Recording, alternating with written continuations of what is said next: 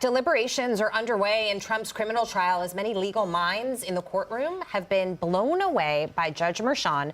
And as Trey Gowdy put it, quote, prosecutors feeling emboldened and unthreatened to do whatever they like.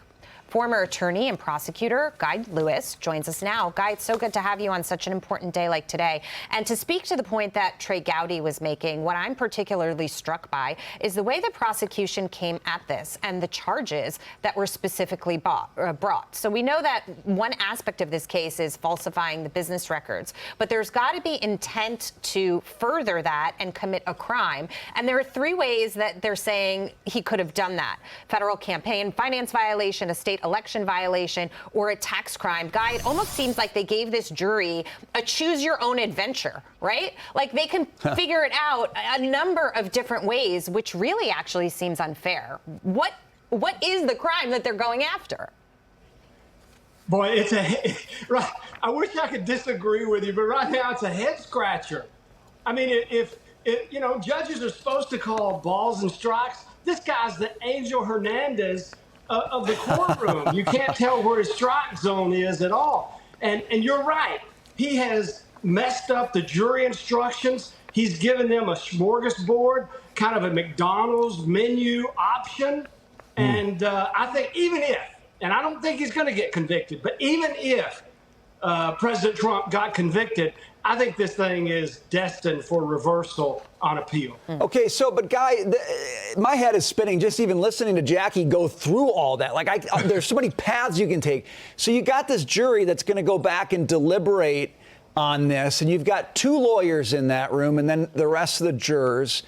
I mean, how do they sort through this if even legal experts get tied into knots? Do they just, realistically, do they just throw up their hands at some point and either say, we're just going guilty because we feel it, or we're going not guilty because we just can't figure out what the judge is even asking us to do? Boy, oh boy, these are great questions. So I think they've gone back there, and I think they've taken an initial sort of gut vote. I've tried almost 100 federal jury trials, and it's typical for them to go back and sort of take a gut vote. I think they probably voted about 6-6. I mean, that would sort of mirror the polls that are out there. And then I think they sit down and they start to go through the evidence. They get to work and start talking about the case. Brian, exactly because of what you said, I think this is going to be a long deliberation, not something where they go back, vote it today, maybe even vote it tomorrow. I think this is going to evolve over the next few days. Do you see any business implications in New York coming from this trial? Wow, another great question. I think this trial has screamed instability. Look, as the U.S. attorney down here in South Florida, we had a lot of corruption cases, big ones. And I never, ever in a million years would ever dream of sort of injecting politics into the prosecution. That's exactly what Bragg and his team done. And people watch it. Guys, people watch this, they look at it, they scratch their head, and they don't know.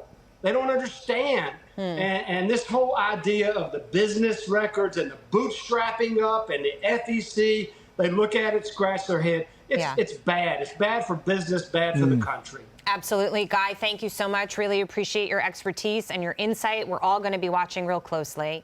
Appreciate it. Yes, ma'am.